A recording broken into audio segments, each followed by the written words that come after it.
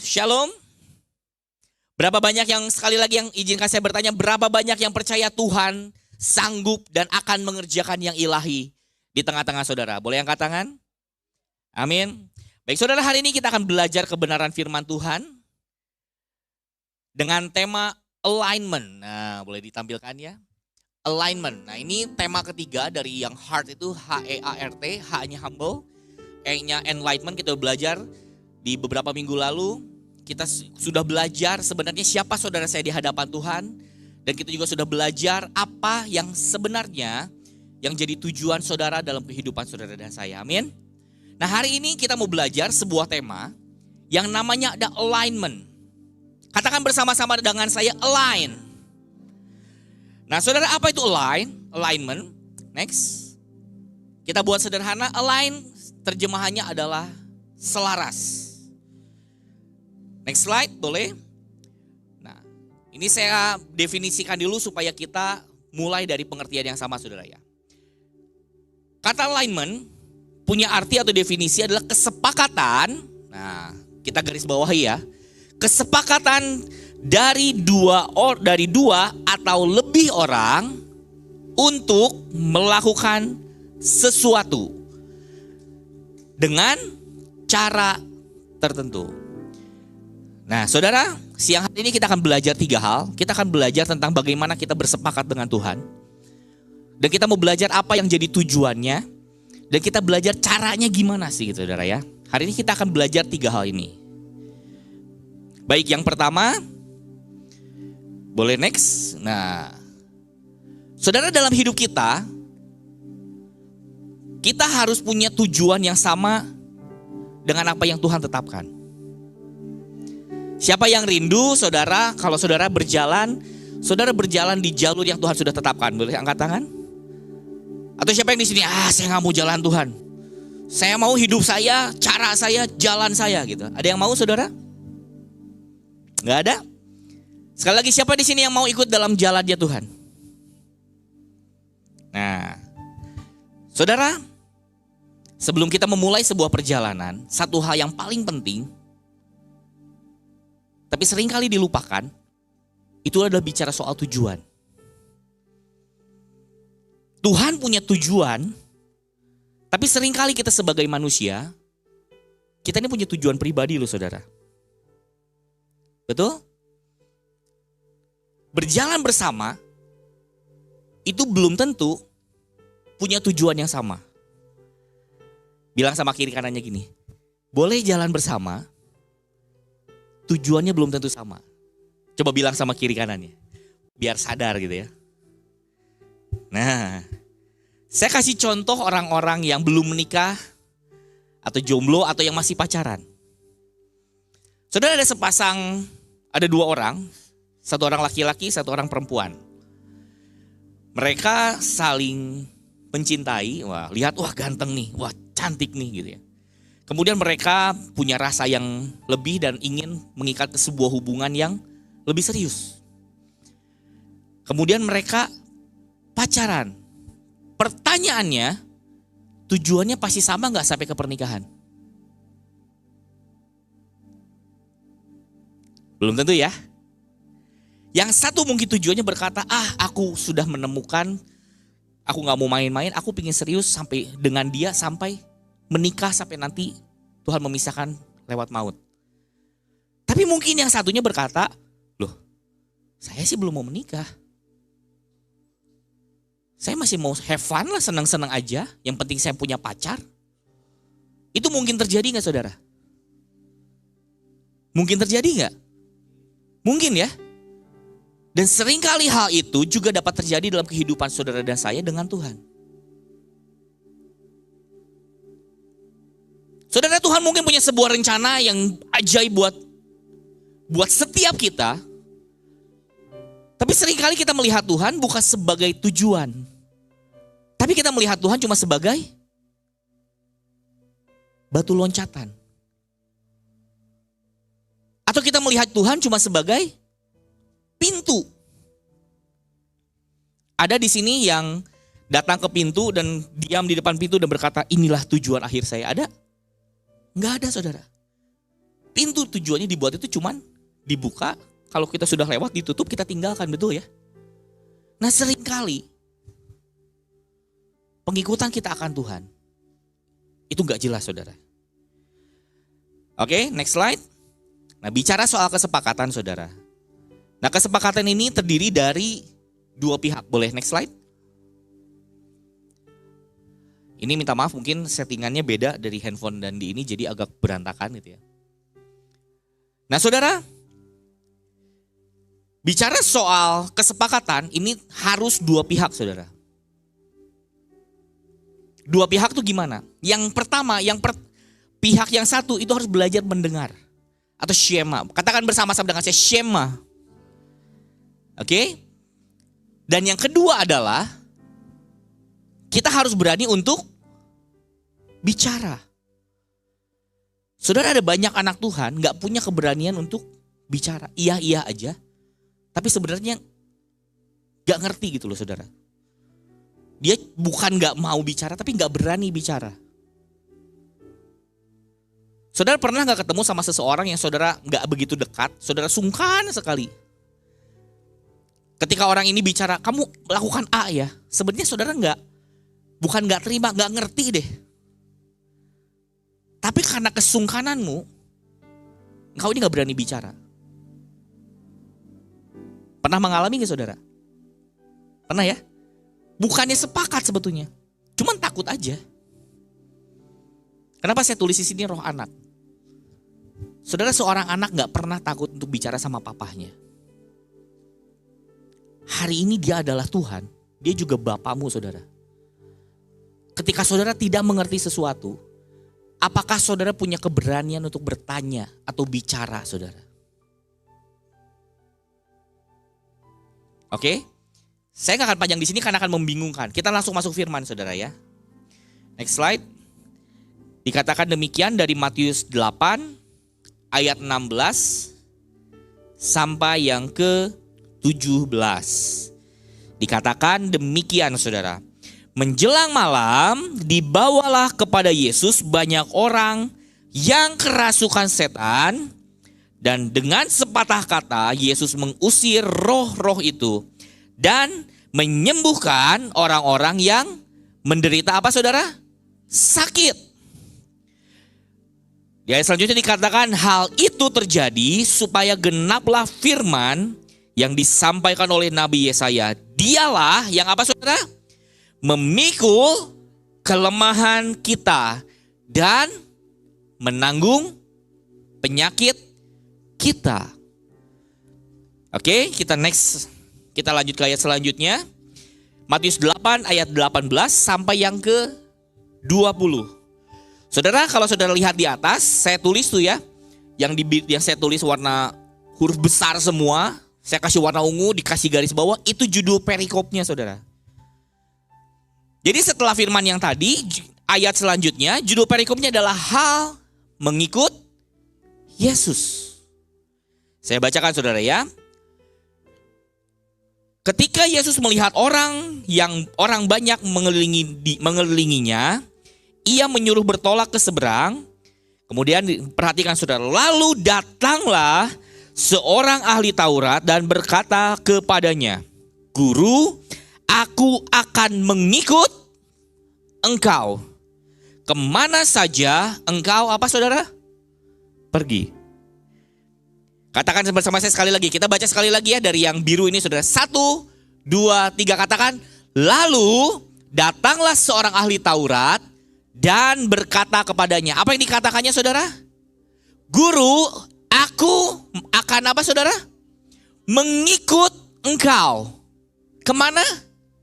Kemana saja engkau pergi. Perhatikan ya, ini yang dikatakan oleh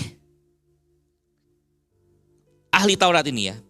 Tapi kemudian di ayat selanjutnya Yesus menjawab begini saudara. Yesus berkata kepadanya, serigala mempunyai liang dan burung mempunyai sarang. Tetapi anak manusia tidak mempunyai tempat untuk meletakkan kepalanya. Nah, saya mau ajak saudara sedikit berpikir di sini. Ada yang Mulai nangkep gak saudara? Saya buat cerita saudara ya. Saya buat sederhananya gini. Suatu ketika Yesus melakukan banyak mujizat. Kemudian ada seseorang datang dan berkata, wow, ini orang yang luar biasa. Orang yang model begini bisa diikuti nih. Dan kemudian dia berkata, kemana engkau pergi, aku ikut. Tapi kemudian Yesus menjawab seolah-olah seperti menolak. Kamu mau ikut saya? Oke, ikut. Tapi saya kasih tahu ya. Serigala punya liang. Burung punya sarang. Tapi anak manusia, Yesus berkata, aku anak manusia tidak mempunyai tempat untuk meletakkan kepalanya. Kalau saudara diberi jawaban seperti itu, datang sama seseorang dikasih jawaban seperti itu, apa yang saudara rasakan? Diterima? Ditolak? Mulai nangkep ya? Oke saudara, next slide. Saudara, Tuhan sebenarnya tidak menolak ahli Taurat itu. Tapi saat itu Yesus sedang menunjukkan kepada orang tersebut, tujuan kita mungkin gak sama loh. Kamu berkata kamu mau ikut aku kemana saja. Garis bawah ya, kemana saja.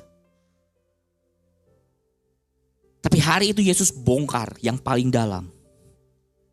Dia berkata, tujuanmu dan tujuanku saat ini belum sama. Kenapa? Coba next slide. Nah, saya mau bacakan beberapa judul perikop.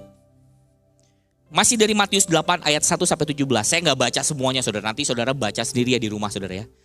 Jadi sebelum ada judul kata hal mengikut Yesus, itu perikopnya ya. Di atasnya ada beberapa judul perikop saudara. Dari 1 sampai 17 itu banyak. Yang pertama, dari ayat pertama judulnya adalah Yesus menyembuhkan seorang yang sakit kusta. Ayat-ayat selanjutnya kemudian judul selanjutnya, perikop selanjutnya, Yesus menyembuhkan hamba seorang perwira di Kapernaum. Oke? Kemudian yang selanjutnya Yesus menyembuhkan ibu mertua Petrus dan orang-orang lain. Pertanyaannya, kenapa setelah melihat semua itu, orang ini berkata, aku mau ikut engkau kemanapun engkau pergi.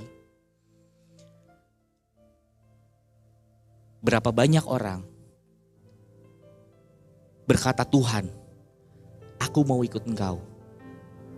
Tapi sebenarnya bukan mau Tuhan. Tapi ada banyak anak-anak Tuhan, ikut Tuhan, cuman mau mujizatnya. Dia berkata, kalau yang model begini, hidup saya aman. Kalau dia bisa menyembuhkan orang, kalau ada yang sakit, pasti sembuh. Ketemu perwira.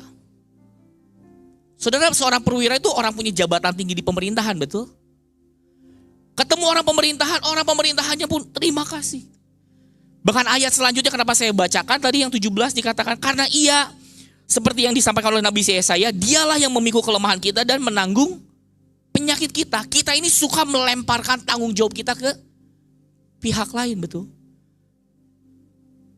Dan mohon maaf, seringkali kita cuman mau ikut Tuhan karena kita pingin lemparkan kelemahan kita, tanggungnya Tuhan. Tapi kita gak mau ikut jalannya. Saudara, kalau saudara ketemu orang dengan kuasa seperti ini, mujizatnya luar biasa. Kira-kira saudara berpikir hidup saudara akan naik atau menghadapi sebuah perkara yang menyulitkan saudara? Saya buat sederhana deh. Saudara mau kerja. Yang satu pengusaha besar, kaya raya, luar biasa, dihormati oleh semua orang.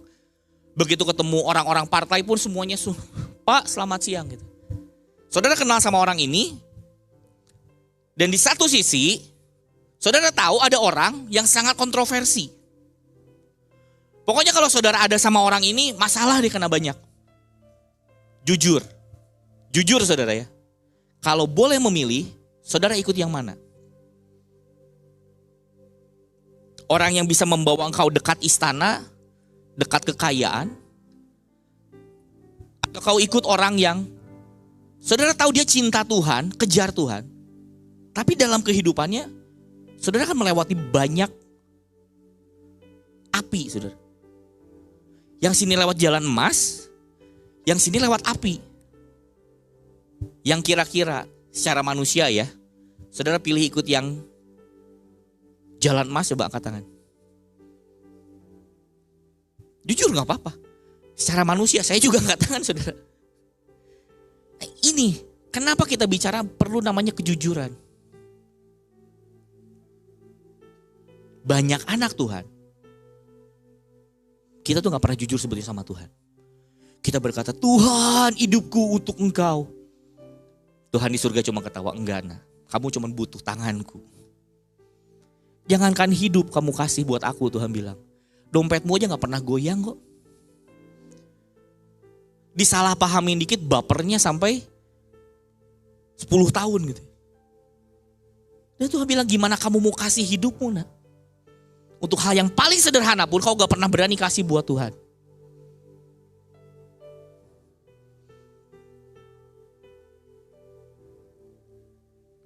Saudara,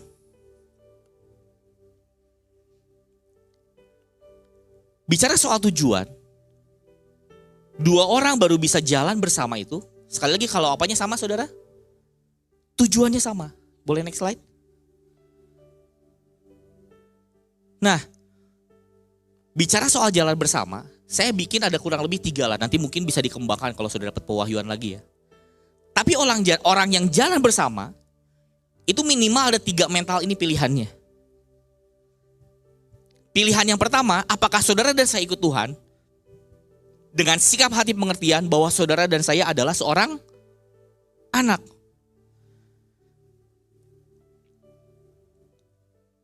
Apa itu anak? Anak tuh bicara gini saudara. Suatu ketika ada seorang bapak, dia pengusaha kaya raya, punya banyak usaha lah gitu. Dan dia bilang sama anaknya, nak ayo kerjakan ini, banyak yang disuruh dikerjakan. Pertanyaannya, mungkin gak anaknya bilang gini, papa saya ini eksploitasi saya nih. Dia nyuruh-nyuruh saya yang ngerjain, nanti hasilnya buat dia. Ada gak anak yang bilang gitu saudara? Ada gak yang bilang gitu? Kenapa?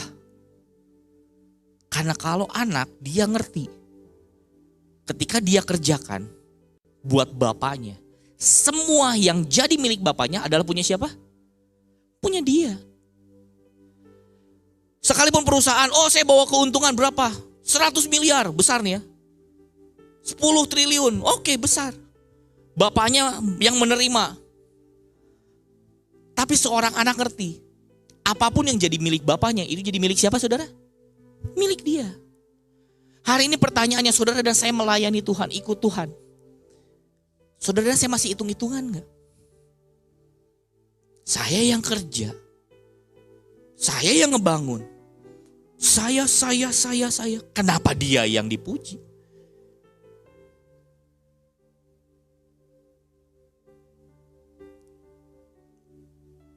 Saudara, izinkan saya mengajak kita cek hati kita yang paling dalam.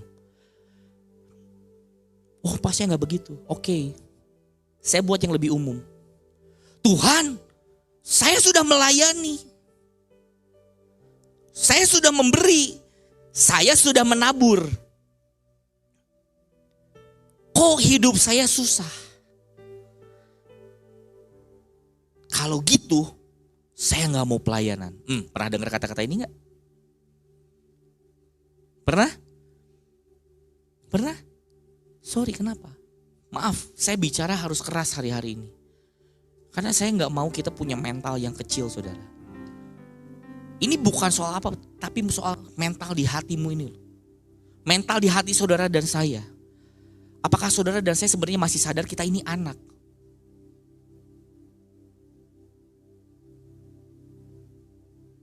Jadi mulai nangkep ya, siapa di sini yang rindu punya mental seperti anak? Amin ya. Tuhan bawa kita apa segala macam. Karena tujuannya pada akhirnya Tuhan mau kita memerintah bersamanya dalam kekekalan. Amin. Apapun yang kau tabur gak bisa dibanding buat apa yang Tuhan mau kasih saudara. Amin. Nah, Yang kedua, coba cek kita di level yang mana nih sebenarnya.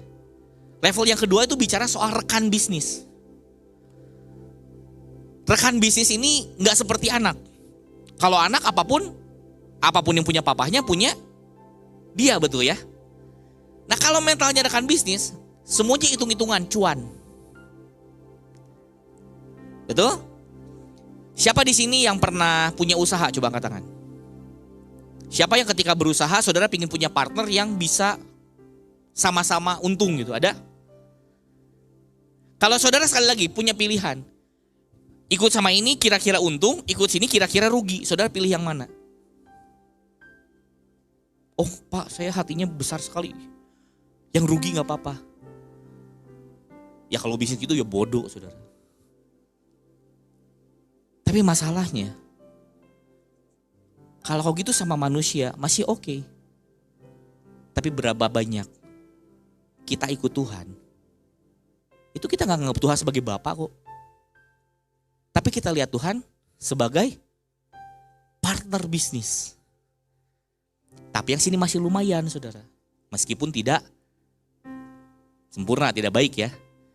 Minimal apa? Orang model begini, pingin berkatnya, pingin cuannya, pingin untungnya, tapi masih mau invest. Masih mau kerja, masih mau memberikan waktunya, memberikan keuangannya, banyaklah yang dia taruh. Tapi begitu hitung-hitungannya, kok gini ya Tuhan? Di akhir-akhir bisa apa saudara? Pecah kongsi. Sorry, kerjasamanya cukup ya. Sampai di sini. Nah, jadi firman Tuhan itu jangan diterima sampai sini. Hari ini saya rindu kita cek sampai mana. Apakah kita sebenarnya sudah masuk punya hati yang seorang anak, berani ngomong apa adanya? Atau kita seperti rekan bisnis, kita juga menaruh, kita taruh hidup kita. Kita taruh banyak hal, tapi masih hitung-hitungan. Nah, atau yang ketiga, ini yang paling bahaya saudara. Ini mental, ini bicara soal mental saudara ya. Mental namanya apa? Benalu. Apa itu mental benalu? Disuruh doa gak mau. Suruh kerja, aku tidak bisa. Tapi kerjaannya apa? Minta berkat. Kalau gak diberkati, marah.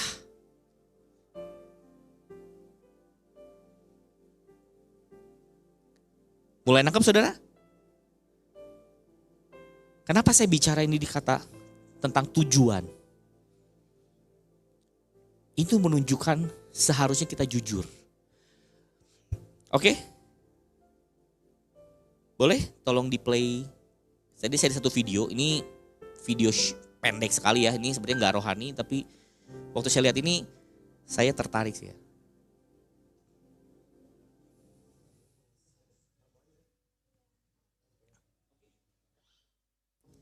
Nah. Ya oke, udah cukup gitu ya. Ini sebenarnya video lucu-lucuan. Ada seseorang, dia datang. Dia bawa sebuah barang. Entah siapanya, entah suaminya, entah pacarnya, saya gak ngerti lah. Dia bilang, sayang boleh gak aku beli ini? Terus pasangannya bilang, oh boleh gitu. Betul ya? Oh boleh gitu. Yang boleh yang mana saudara? Yang ini kan? Tapi begitu boleh, dia pinter. Lebih kelicik sih sebetulnya. Begitu kata boleh, dia masukin satu. Dan di belakangnya ternyata banyak. Wayo nih.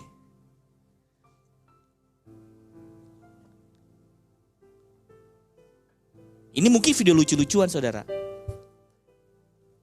Tapi berapa banyak kita gitu sama Tuhan? Tuhan, aku mau ikut Engkau. Ikutnya bener gak? Bener. Kemana saja Engkau mau. Nah itu yang enggak. Itu bohong gitu. Saudara, kalau orang di pernikahan salah satu janjinya apa? Dalam susah maupun senang, betul ya? Waktu senangnya, wah pasanganku yang terbaik. waktu susahnya. Tetap sama enggak?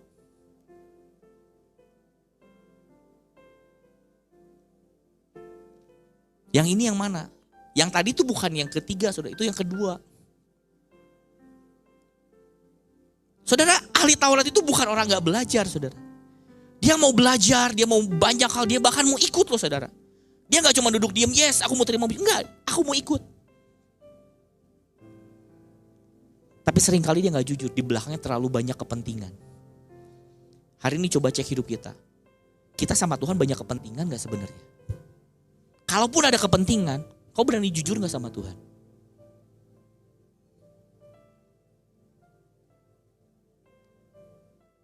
Saya kasih contoh yang real, saudara. Bapak rohani kita, Pak Biantoro ya. Beliau seorang yang sangat diberkati ya secara finansial. Dan saudara tahu kalau ketemu orang yang diberkati secara finansial, ada gula, ada semut. Betul ya? Kira-kira kalau ketemu orang yang sangat diberkati, pingin mepet-mepet gak saudara? Pingin gak? Oh enggak. Ah coba yang bener. Pingin kecipratan kan? Ya. Pertanyaannya pingin kecipratan apa Pak? Duit. Gak apa-apa jujur. Saudara saya mau berkata, kalau dibilang gak ada kepentingan, Denis ada kepentingan gak? Ada. Wah kok begitu? Bener. Kenapa? Saudara gini loh ya. Orang-orang yang sampai di level tertentu itu gak banyak, betul ya? Dan untuk mencapai sini itu butuh sebuah ilmu yang gak semua orang punya, betul ya? Kalau ini ilmunya mudah, semua orang bisa ke sini.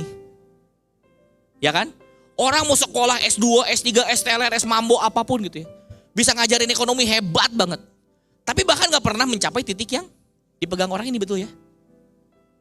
Nah pertanyaan, ada banyak ilmu yang gak diajarin di sekolah. Betul ya? Tapi saya belajar bicara apa adanya. Saya berkata, saya bilang, saya minta di mentor. Kenapa? Kalau cuma dapat duit, saudara mau duit berapa? 1 miliar, 2 miliar, 3 miliar. Kasih 1 tahun. Kalau kau gak punya ilmunya, habis saudara.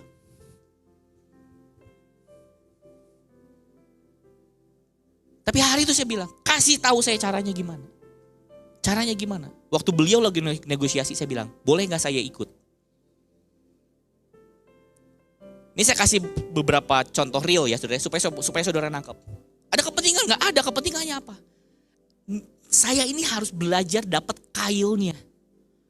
Saya ini harus dapat jalanya, betul? Dan saya belajar.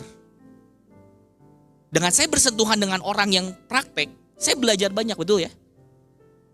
Orang gak suka jalannya, orang suka ikannya kok. Pertanyaan, saya suka ikannya gak? Suka. Tapi saya tahu ikannya terbatas. Saya mau sumbernya. Caranya gimana? Belajar. Saudara tahu ya, Kahal Bandung ini kita sedang mencari hotel ya. Tuhan mau percayakan sebuah hotel. Mana gitu ya. Ya masih mencari saudara. Berapa kali ketemu belum deal lah. Tapi kita sekarang masih terus bergerak. Suatu ketika kita melihat 2 apa 3 hotel. Tapi mengerucut jadi 2 lah. Hari itu ada 5 orang, ya kan? Pak Biantoro, Cililik, adiknya, dan 3 orang lagi, termasuk saya satunya. Waktu kita diajak melihat dan membandingkan dari 3 hotel, sisa 2, yang 1 hotel agak jadul, hotel tua, lama, besar, tapi waktu kita ngelihat jalannya tidak terlalu wah. Kemudian hotel yang 1, tempatnya lebih simpel, lebih kecil, tapi jalannya bagus sekali saudara. Jadi waktu kita datang ke sana, wah hotelnya muternya bagus banget. Kemudian kita ditanya satu-satu, dari 5 orang ini 4 orang ditanya, karena yang nanya bapak kita ya. Beliau tanya gini, menurut kamu yang mana? Dari 4 orang yang ditanya, 3 menjawab, bilang gini, kalau saya, ini saya yang jawab juga, intinya sama. Kita pilih hotel yang lebih kecil tapi jalan. Betul ya? Yang ini besar tapi jalannya masih gak kelihatan, gak terlalu rame lah. Tapi yang ini jalan nih. Kalau saudara disuruh pilih, saudara pilih yang mana? Yang kecil jalan atau yang besar tapi masih banyak PR? Pilih yang mana? Yang mana coba? Yang pilih kecil tapi jalan, coba angkat tangan. Oke, itu jawaban saya saudara. Dan 2 orang, jadi 3 orang menjawab hal yang sama. Tapi 2 orang ini ditanya ke saya, menurutmu yang mana? Kalau aku suka yang satunya. Kenapa? Karena masih bisa diekspansi. Dia bilang gini, ini yang benar. Nih saudara, ini pola pikir ya. Ini paradigma, ini pola pikir cara memandang. Beliau bilang gini, yang ini memang jalan, tapi udah mentok. Mau kita suntik dana berapapun ya udah segitu aja. Tapi yang ini memang tua, memang lebih vintage. Tapi kalau kita suntik dana di sini, ini bintangnya bisa naik nih. Karena masih banyak yang bisa di-explore, betul? Betul ya? Oke? Saudara, inilah paradigma. Ini namanya jala. Belajar. Saya yang pemahaman yang penting jalan, tapi ternyata saya tidak bisa melihat dengan sudut yang lebih tinggi. Saudara tahu, kalau kita sebut beberapa nama konglomerat di Indonesia yang punya perumahan-perumahan hebat. Mereka ini jagonya ngambil tanah-tanah yang dianggap sampah. Mereka bangun dengan sangat baik. Dan mereka buat itu jadi tanah yang sangat mahal. Saudara, sini agent properti, nggak lagi promosi ya. Saya cerita. Daerah rumah yang tempat kami tinggali, itu dulu terkenal daerah paling macet, banjir. Wah pokoknya mah waktu kami pindah ke sana pun dibilang nggak salah gitu ya. Lu pindah ke tempat jin buang anak gitu ya. Gitu kan. Itu macet. Astaga jauh. Tapi hari ini saudara tahu per meternya belasan juta saudara. Di tangan yang tepat, bahkan tanah yang paling tidak berharga, itu bisa jadi sesuatu yang luar biasa. Ini namanya dapat jala, saudara. Kebayang ya? Nah kadang-kadang kita gak berani jujur. Saya rindu untuk dapat ilmunya, warisan ilmunya juga, saudara. Siapa di sini yang rindu? Nggak cuma dapat ikannya, tapi dapat kailnya, bahkan kapal tankernya, saudara. Amin. Belajar, saudara. Jujur. Sebagai anak saya harus belajar ngomong, Pi. Saya mau belajar. Ajarin. Oh, Didi sudah ada kepentingan? Ada. Kepentingannya belajar. Kenapa? Nggak semua orang bisa belajar hal seperti ini, saudara. Betul? Tapi banyak orang terlalu sombong. Oh enggak, saya gak ada kepentingan. Saya ikut kamu tulus. Apa adanya. Di belakangnya bulus ya. Duit, jahat banget pokoknya belakangnya. Bicara soal tujuan. Berani gak saudara saya terbuka sama Tuhan? Siapa di sini yang mau ikut Tuhan? Yang mau bilang kayak tadi, kemanapun kau pergi. Yakin? Kan tadi ditanya, siapa mau masuk tujuan Tuhan? Yakin? Nah mulai mikir sekarang. Kadang-kadang saudara gak ngerti Tuhan itu tujuannya, dia menggenapkan rencana Allah. Next, ini bicara jujur saudara ya. Jangan ada agenda tersembunyi di belakang. Atau keluarin sebagian tapi di belakangnya lebih banyak yang kepentingan pribadi lah saudara. Saudara, tujuan Yesus di dunia untuk menggenapi rencana Allah. Dia tahu pada akhirnya dia harus mati di kayu salib, menderita untuk menebus umat manusia, betul? Tapi tujuan ahli Taurat itu adalah karena dia menginginkan mujizat. Dia lihat kalau ada mujizat pasti sukses, kan gitu ya. Siapa di sini yang suka mujizat? Kenapa saudara suka mujizat? Nggak mau susah hidupnya, betul nggak? Tuhan nggak punya uang, pengen rumah. Tiba-tiba datanglah malaikat tak bersayap dan berkata, kamu mau rumah? Saya punya rumah banyak. Pakailah sampai Tuhan datang. Kan pengennya gitu ya. Tapi disuruh belajar. Siapalah saya. Jadi hari ini ngerti tujuan Tuhan untuk menggenapi rencana Allah. Sekarang saya tanya di sini, siapa yang mau hidupnya menggenapi rencana Allah? Kalau saudara mau, satu-satunya jalan ikut Yesus saudara. Dan jangan berpikir cuman yang enaknya aja. Next. Nah coba cek, apa tujuan pengikutan kita akan Tuhan? Kita pingin Tuhan atau kita pingin tangannya? Next. Nih saudara, mujizat itu pasti jadi bagian saudara dan saya. Kenapa? Lo itu janji Tuhan kok. Oh saya gak mau mujizatnya loh. Itu tetap bagian saudara, terima aja. Betul ya? Tapi gak cuma mujizat yang jadi bagian saudara dan saya. Pikul salib itu syarat pengikutan kita akan Tuhan. Pak kok gak enak terus sih pastor ngomongnya? Kayaknya proses. Satu hal yang ajaib, kalau kita pikul salib bersama dengan Tuhan, kita gak pikul sendiri saudara. Kita punya Tuhan yang menanggungnya bersama dengan kita, amin. Kita jadi orang-orang supranatural. Pertanyaan saya, apa bedanya mujizat dan supranatural?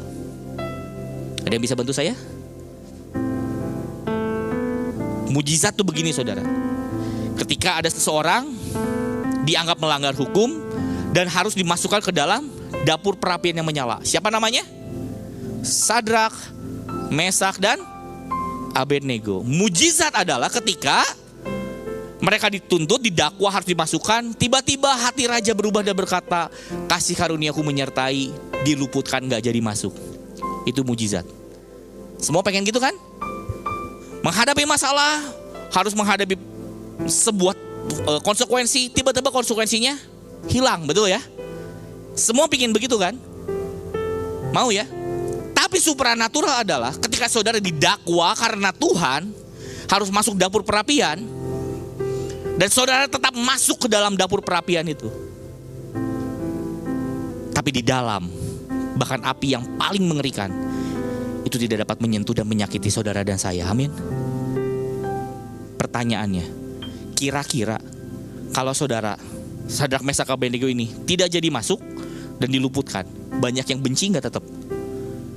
Banyak ya. Tapi bayangin, tetap dimasukin, begitu keluar gak kena api loh saudara. Kira-kira yang benci berani gak macam-macam sama Sadrak, Mesak, Abednego? Gak berani ya. Seringkali cara Tuhan mempromosikan saudara dan saya adalah dengan mengizinkan kita masuk ke dalam api saudara. Supaya apa? Ketika orang lihat yang ini macam gak bisa dimacam-macam ini, Tuhannya ajaib. Amin. Mujizat itu ketika yang berubah tuh yang di luar, tapi supranatural itu yang diubah yang di dalam.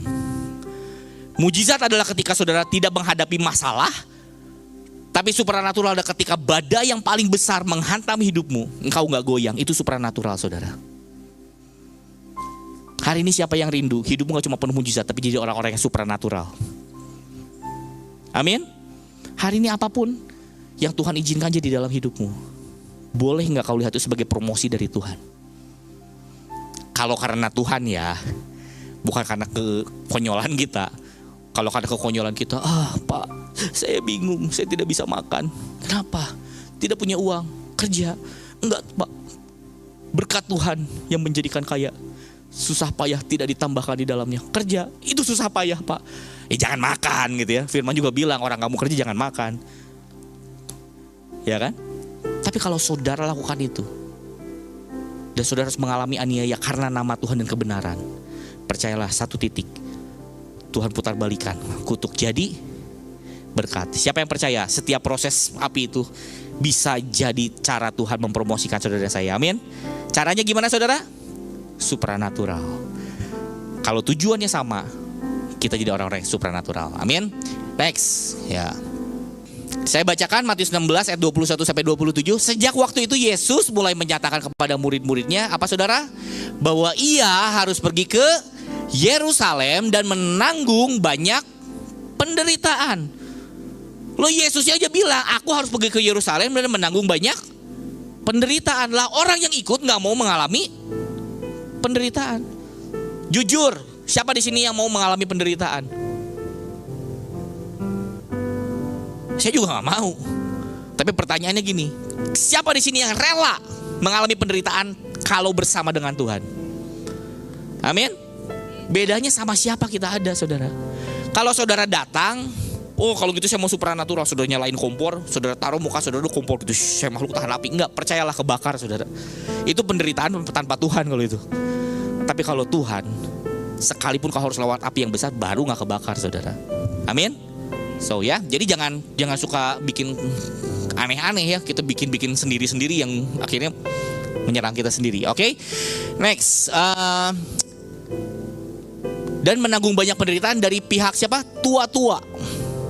Mana sebelumnya tadi masih? Saya baca dulu. Dari pihak tua-tua, imam-imam kepala dan ahli-ahli Taurat, lalu dibunuh dan dibangkitkan pada hari ketiga. Tapi Petrus menarik Yesus ke samping dan menegur dia, katanya, Tuhan, kiranya Allah menjauhkan hal itu. Hal itu sekali-kali takkan menimpa engkau. Maka Yesus berpaling dan berkata kepada Petrus, enyahlah iblis, engkau suatu batu sandungan bagiku. Sebab engkau bukan memikirkan apa, saudara? Yang dipikirkan Allah, melainkan apa yang dipikirkan manusia. Ini kuncinya, saudara. Kalau saudara memikirkan apa yang dari Allah, sekalipun itu penderitaan, saudara tahu itu harus dilewati, saudara akan melewatinya bersama dengan Tuhan. Saudara jadi orang-orang yang supranatural. Tapi kalau itu memikirkan manusia, orang berkata, udah jadi Kristen biasa aja, jangan aneh-aneh. Yang penting datang ke gereja selesai. Gak perlulah sama Tuhan terlalu gimana gitu. Gak usahlah kau aneh-aneh gitu.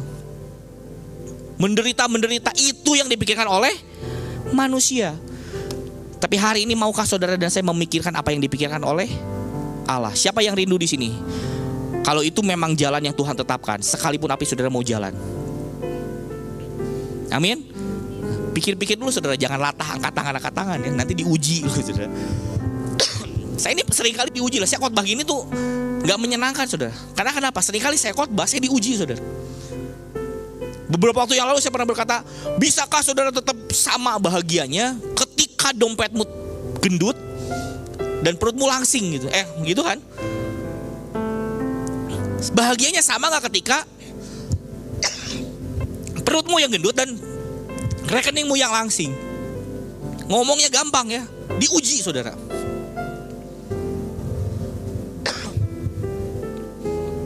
Tapi hari ini saya melihat kemuliaan Tuhan.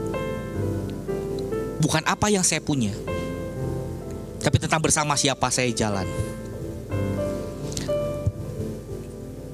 Sudah, saya lupa, saya pernah cerita ini gak ya? Seorang teman tuh tanya sama saya,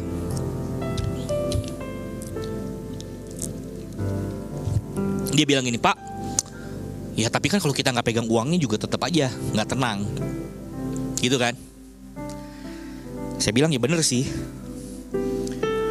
Kemudian saya bicara lagi sama seorang kawan, dia bilang gini, saya ini kadang-kadang overthinking. Saya ini mikir 5 tahun ke depan. Ini seorang yang cukup diberkati, penghasilannya sebulan masih 100 juta lah kurang lebih. Lumayan besar, saudara ya, besar relatif ya. Tapi dia mikir gini, kalau penghasilan saya gini terus, nanti anak saya kuliah saya bisa bayar gak ya? Saya pernah mengalami masa di mana sampai untuk ngisi token listrik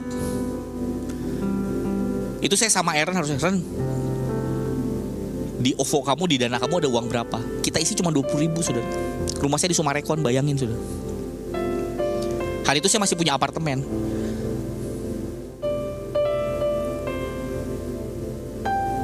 Dan hari ini hidup saya tidak lebih parah dari itu, saudara.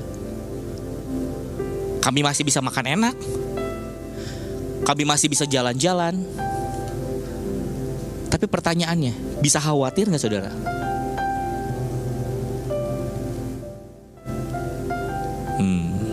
Saya gak kasih contoh yang lain, saya kasih contoh saya deh. Kalau saudara jadi saya, masih bisa khawatir gak? Pertanyaan saya, waktu saya bahkan tidak punya uang, lolos gak?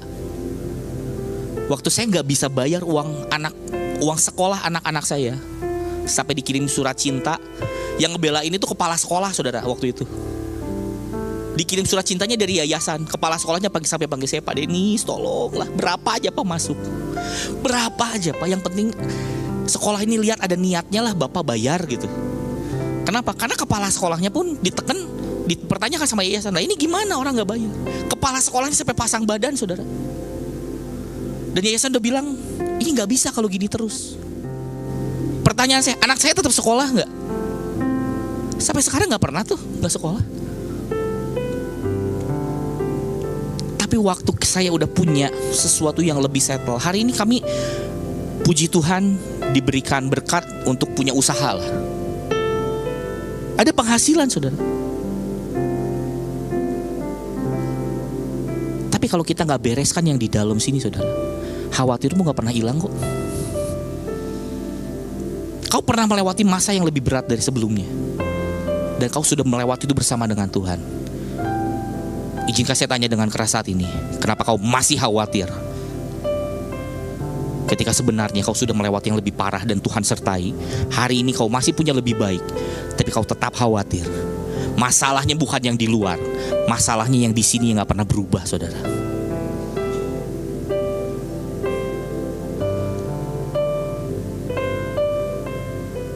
Sudah berpikir, oh saya gak mau pelayanan deh, daripada pelayanan kayak begini. Saya juga butuh hidup. Bisa orang bilang gitu kan? Mending saya usaha, saya kerja. Izinkan saya sampaikan saudara, kawan saya bercerita, dia punya kawan lagi. Dia buka sebuah franchise yang sangat terkenal. Franchise-nya 300 juta. Dia sewa tempat 300 juta. Dia dekorasi 300 juta. Dia sewa tempat 4 tahun 400 juta. Dia buka kurang lebih total habis 1,2 M. Dia sewa tempat 4 tahun apa 5 tahun saya lupa saudara. Kan katanya kalau bisnis pasti lebih untung daripada melayani Tuhan, betul ya? Pikiran manusia gitu kan, sombongnya anak-anak Tuhan gitu kan. Saudara tahu 1 tahun gak ketutup, setahun kemudian dia udah gak kuat, dia over. Saudara tahu dibayar berapa? 150 juta. Modal 1,2 miliar untuk usaha 4 tahun, balik cuman 150 juta. Berapa banyak kita terlalu sombong sama Tuhan dan bilang gini, kenapa ikut Tuhan kayak gini? Kalau Tuhan kayak gini saya jalan sendiri. Tuhan bilang silakan.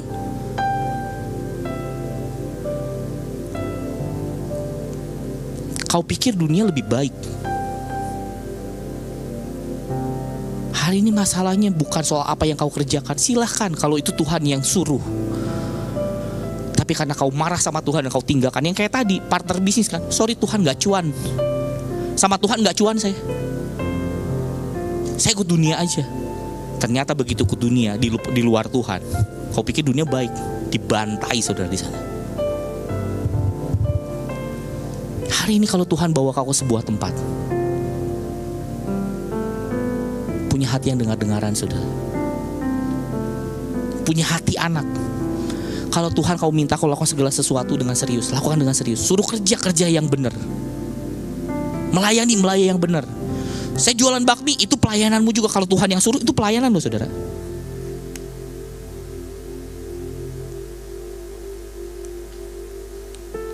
Saya minta maaf saudara, saya mungkin di minggu-minggu pertama saya khotbahnya gak enak saudara. Tapi ini penting saudara. Kita harus ubah cara hidup kita, amin. Siapa yang mau kita mengalami yang maksimal sama Tuhan? Jangan hitung-hitungan sama Tuhan, habis kita saudara.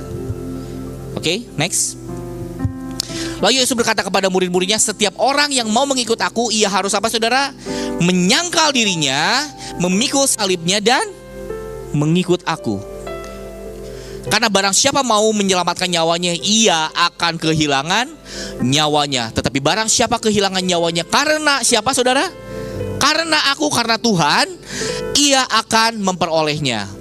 Apa gunanya seseorang memperoleh seluruh dunia tapi kehilangan nyawanya?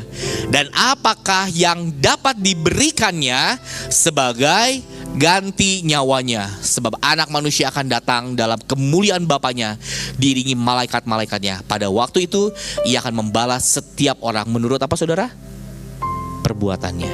Next, saya akan bikin lebih cepat ya karena ini kita masih banyak nih sedikit. Saudara, tujuannya saudara dan tujuan Tuhan dalam hidup saudara dan saya adalah untuk menggenapkan rencana Bapa supaya kita bersama-sama Tuhan dalam kekekalan. Dan bukan cuma bersama-sama, tapi memerintah bersamanya. Amin. Jadi hari ini Tuhan punya rencana yang dahsyat. Next. Nah, selaraskan tujuan kita dengan tujuan Tuhan. Saat tujuan Tuhan menjadi tujuan saudara dan saya, kebahagiaan yang sejati dan kekekalan jadi bagian hidup saudara dan saya. Kalau tujuanmu dunia dan tujuan Tuhan yang adalah yang ilahi, ini nanti kita jalan bareng. Saya ambil contoh siapa ya? Saya minta tolong satu. Pak Melki boleh pinjem Pak? Boleh maju ke depan? Nah, boleh kasih tepuk tangan dong buat Pak Melki. Saya kasih contoh saudara ya. Ini supaya contoh gampang. Boleh di sini Pak? Nah ini ceritanya dua orang berjalan bersama. Oke? Tapi tujuannya beda. Oke? Pak, tujuan saya nanti saya mau ke istri saya di situ. Tujuan Bapak mau cek monitor di sana. Jadi Bapak harus naik ke depan situ ya, monitor depan itu Pak ya. Oke saudara. Nah kadang-kadang waktu kita jalan sama Tuhan, kelihatannya jalannya bareng saudara. Ayo Pak kita jalan Pak. Nah, kita ke ujung ya Pak, sama ya nih, sama nih. Nah, tapi kalau tujuannya beda, di satu titik kelihatannya wah ini ikut Tuhan nih. Tiba-tiba yang satu belok ke sana, yang saya belok ke sini saudara. Pertanyaannya, masalahnya di mana? Tujuannya beda. Terima kasih. Boleh kasih tepuk tangan Pak Melki ya. Nah. Jadi kalau saudara dan saya mau ujungnya sama di kekekalan bersama Tuhan, pastikan tujuannya sama ya. Oke, next. Nah, ini baru bicara tujuan saudara. Nah, oke, next. Ya, next. Nah, bicara tujuan, kalau jalan bersama ini caranya juga harus disepakati saudara. Pertanyaannya mau cara Tuhan, cara saudara. Mau cara Tuhan, cara dunia. Kalau cara dunia gini, sedikit-sedikit lama-lama jadi apa saudara? Jadi bukit betul. Hemat pangkal kaya betul. Firman bilang apa? Berilah maka engkau akan. Ada orang yang menghemat dengan sangat keras, tapi tetap berkekurangan betul. Pertanyaannya, yang mana yang mau saudara ikuti? Tujuannya udah sama nih. Pertanyaan kedua, caranya kita sama gak sama cara Tuhan? Saudara mau cara dunia atau mau cara Tuhan? Nah gimana caranya? Ya kita harus connect. Nah saudara, salah satu ciri terkonek adalah gini. Siapa di sini yang punya handphone? Boleh coba angkat. Oke, punya handphone ya. Di sini siapa yang di handphonenya ada aplikasi yang namanya YouTube? Ada? Ada ya? Ada aplikasi namanya WhatsApp? Ada? Ada kalkulator? Ada. Ada internet browser? Safari apapun lah. Ada ya? Pertanyaan saya, aplikasinya sudah ada di handphone ini enggak? Sudah ya? Tapi kalau koneksi internetmu dimatikan, saudara buka YouTube bisa nonton enggak?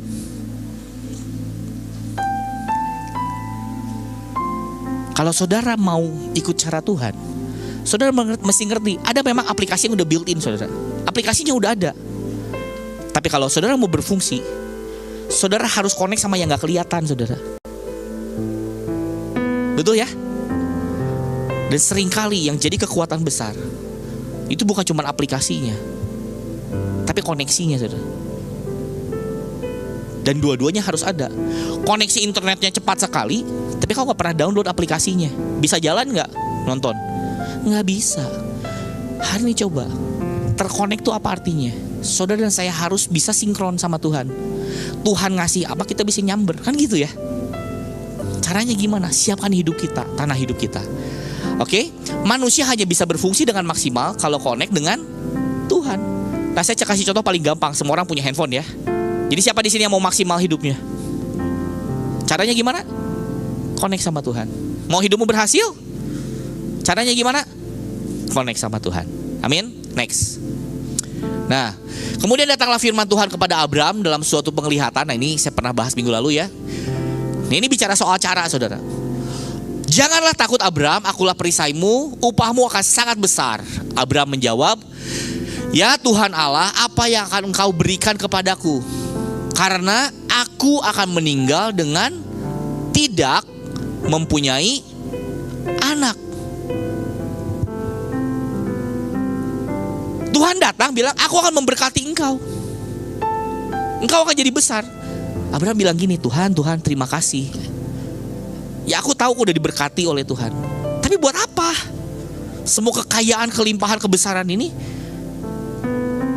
ya aku akan mati dengan gak punya anak. Nah saudara, kata tidak mempunyai anak ini dari bahasa aslinya ada ariri. Kalau diartikan artinya ditelanjangi. Siapa di sini yang mau kau punya uang banyak tapi kau gak boleh pakai baju kemana-mana gitu? Kira-kira saudara ketemu deh orang terkaya di seluruh dunia saat ini gitu ya, tapi tiap hari dia jarangnya telanjang bulat, gak kemana-mana tuh gak pakai baju. Kira-kira saudara kan bilang apa? Astaga, ini orang kasihan gitu ya. Betul ya? Itu seperti dipermalukan saudara. Kalau pada masa itu orang gak punya anak tuh dibilang orang terkutuk kan. Nah hari ini dia punya banyak, tapi ada satu hal yang cukup membuat orang berkata dia dikutuk. Percuma dia punya banyak uang, toh dia gak punya keturunan. Gitu kan? Nah next, aku ini ditelanjangi, aku tidak punya anak belum. Sorry, saya baca yang masih sebelumnya tadi. Dan yang akan mewarisi rumahku ialah Eliezer. Dia melihat Eliezer itu seperti pertolongan dari Tuhan. Ya setidaknya dia yang mewarisi lah.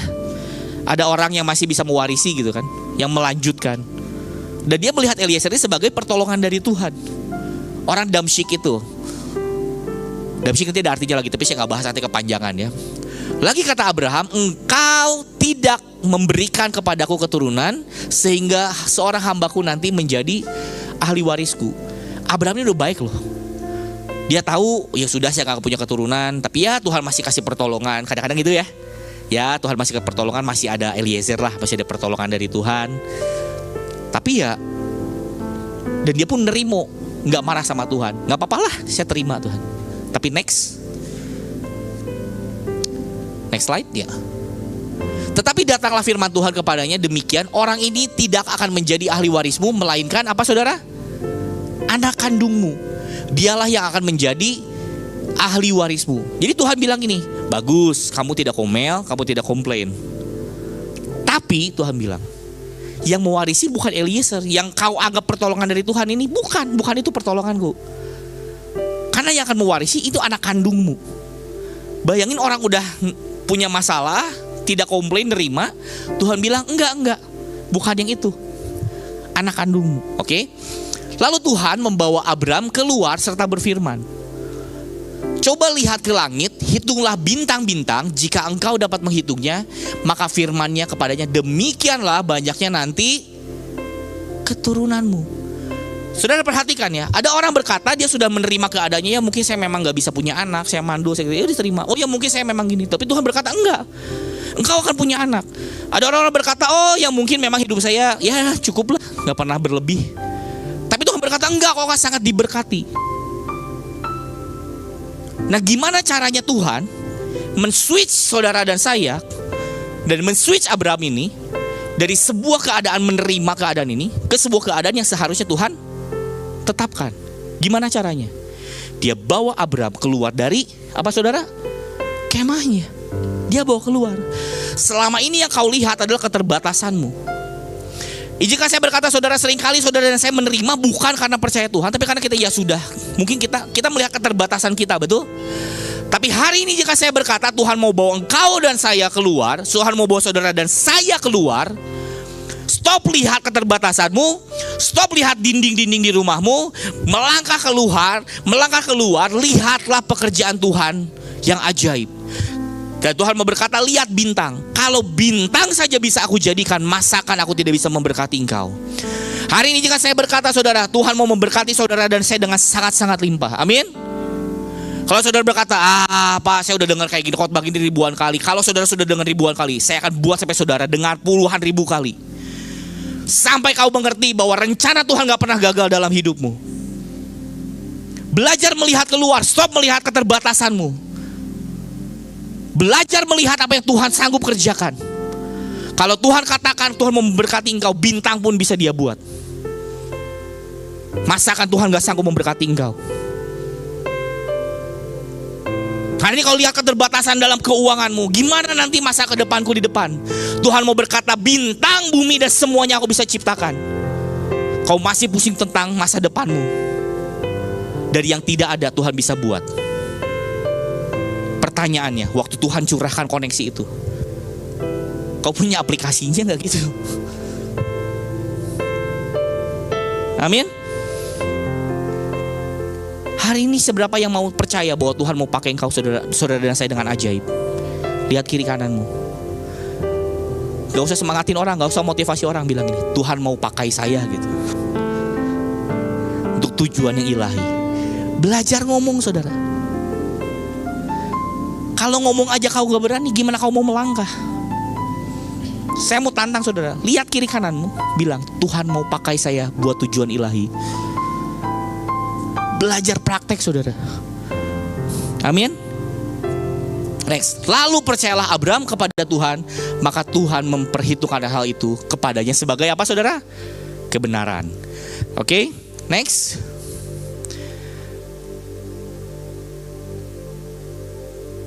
Oke, next dulu deh. Ini kayaknya ada yang skip. Nah, saudara, singkat cerita, akhirnya Abraham ini menunggu janji Tuhan. Dia percaya, ditunggu-tunggu, tapi gak punya anak. Betul ya? Ketika gak punya anak, apa yang dilakukan oleh Sarah? Memberikan Hagar sebagai hambanya Sarah ini untuk melanjutkan keturunannya Abraham, betul? Ya. Nah, tapi banyak orang kan gitu ya, terima percaya Tuhan, nunggu lagi. Setelah saudara saya terima kayak gini, saudara berpikir, oh besok langsung jadi, betul ya? Tapi ketika saudara mulai yang tadinya nerima dan akhirnya mulai sadar, bukan yang ini tapi yang lebih besar yang Tuhan mau siapkan, saudara mulai menunggu dan berusaha loh. Saudara menunggu, sudah berusaha, tapi tidak ada hasilnya. Yang dilakukan apa? Cari cara lain. Oh, mungkin caranya bukan dari Sarah. Kan kalau dari Hagar juga tetap anaknya Abraham, betul ya? Karena pada masa itu anak dari budak jadi milik tuannya, betul ya? Jadi milik Sarah juga. Dan dia mulai pikir pakai cara manusia. Maka Abraham punya dua anak. Yang pertama namanya Ismail, yang kedua namanya Ishak. Tapi lihat di Kejadian 20 ayat 2 dikatakan demikian, ambillah anakmu yang tunggal itu yang engkau kasihi, yakni siapa, saudara? Ishak. Pergilah ke tanah Moria dan persembahkanlah dia di sana sebagai korban bakaran pada salah satu gunung yang akan kukatakan kepadamu. Ada yang aneh nggak, saudara? Anaknya berapa tadi? Anaknya berapa? 2. Firman bilang berapa? Bilang berapa? Tunggal. Pertanyaannya kenapa? Firman salah tulis? Tidak. Next. Karena kenapa? Saudara harus tahu, segala sesuatu yang lahir dari usaha manusia itu gak dihitung, saudara. Oh, masa kayak gitu, Pak? Firmannya bilang, itu saudara cari ya sendiri ya. Pada hari akhir orang akan datang, Tuhan, Tuhan, bukankah aku membangkitkan orang mati demi namamu? Pertanyaannya, orangnya bangkit gak, saudara, orang matinya? Bangkit kan? Menyembuhkan orang sakit, bernubuat, membangkitkan orang mati demi nama Tuhan. Jadi gak? Jadi kan? Pertanyaannya, Tuhan jawab apa? Enyahlah kamu sekalian pembuat kejahatan. Jadi hari ini saudara belajar namanya Shema hari ini. Kalau saudara bilang, Tuhan bilang, nak, jangan tolong orang ini karena aku lagi mau mendidik dia. Tapi kau bikin sebuah ide lah. Tapi kasihan Tuhan, kau tolong.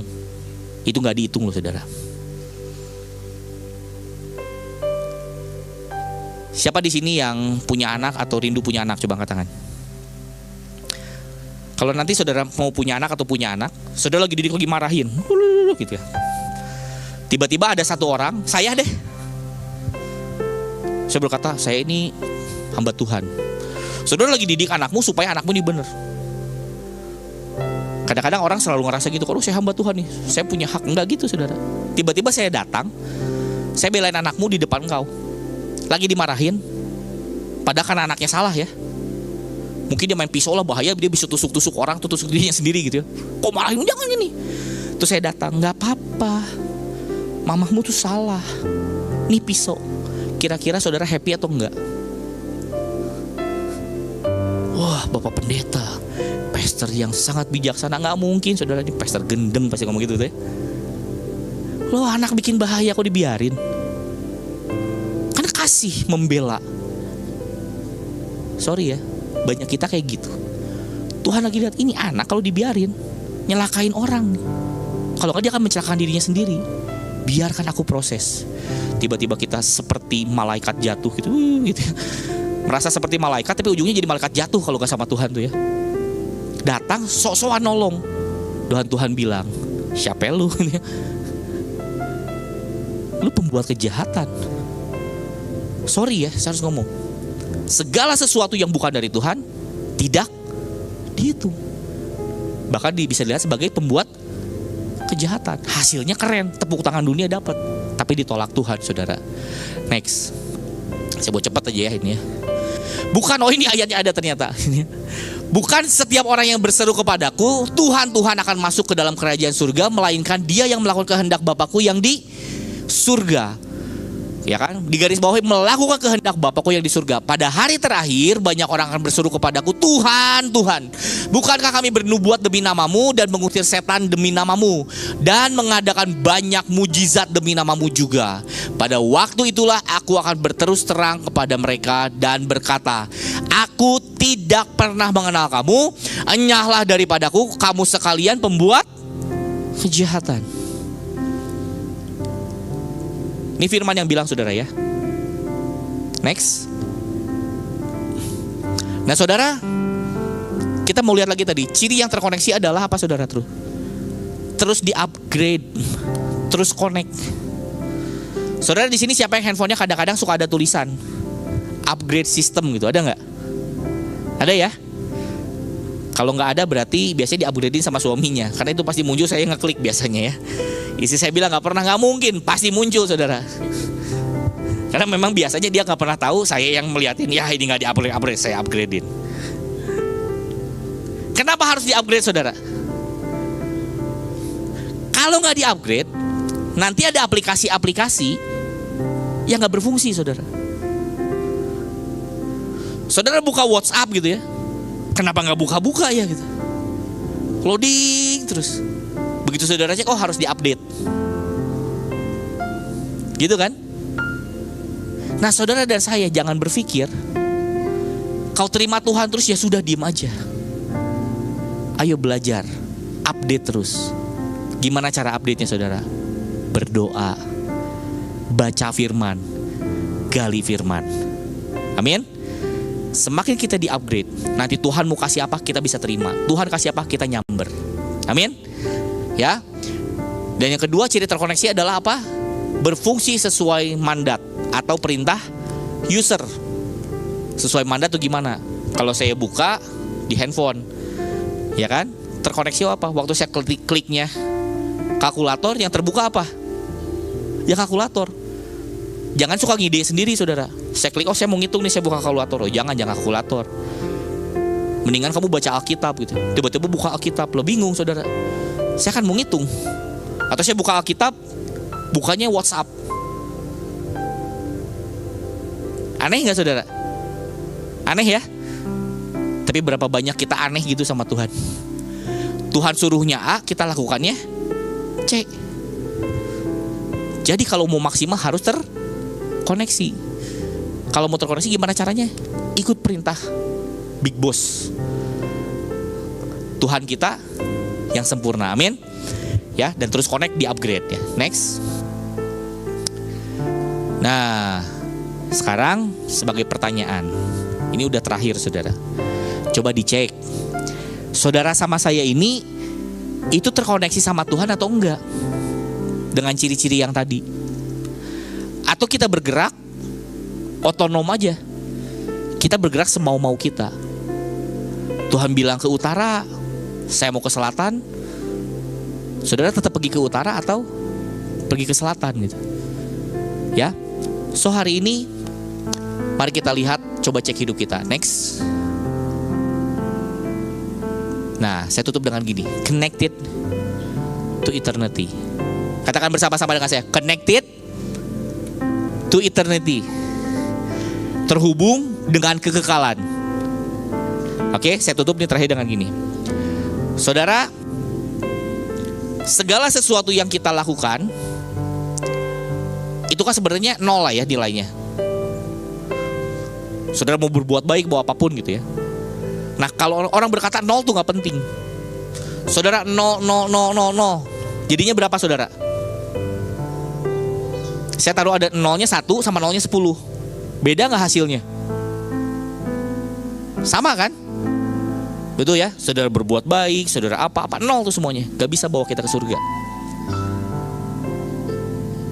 Tapi waktu saudara dan saya bawa angka 1 di depannya, yang nol ini tadinya, apalah arti sebuah nol? Kalau nolnya 1 jadi 10, nolnya 6 jadi berapa saudara? 1 juta, betul ya? 1 belakangnya nolnya 9. Beda nggak? Kalau nolnya 12 beda ya. Hari ini sekalipun yang kau lihat rasanya kok nggak kelihatan hasilnya, tapi percaya kalau ada Tuhan di depanmu, yang mungkin kau lihat itu sesuatu yang sia-sia, itu akan jadi sesuatu yang luar biasa. Amin. So hari ini jangan anggap remeh apa yang saudara dan saya yang terima dari Tuhan. Kalau itu dipercayakan, lakukan dengan baik. Amin. Baik saudara, saya akan tutup dengan ini sekali lagi. Mungkin ada banyak firman yang sengaja dengan kesadaran penuh, nggak dengan yang populer yang saya ambil saudara. Tapi perubahan paradigma ini satu hal yang penting. Kalau saudara mau align sama Tuhan, mau connect selaras sama Tuhan, saudara harus benar-benar bawa hati kita, cara kita, tujuan kita itu benar-benar selaras sama Tuhan. Karena kalau kita nggak sama, kita akan sampai di tujuan yang berbeda. Mungkin dunia kasih tepuk tangan, tapi Tuhan bisa mengusir engkau. Tapi kalau kita tujuannya sama, sekalipun dunia melihat itu hal yang biasa, tapi bersama dengan Tuhan, kita akan terima yang maksimal di dalam kekekalan. Amin. So hari ini, yuk kita sama-sama terima yang terbaik dari Tuhan. Siapa di sini yang rindu untuk benar-benar apapun yang kita kerjakan terkonek sama Tuhan? Amin. Mari bangkit berdiri saudara.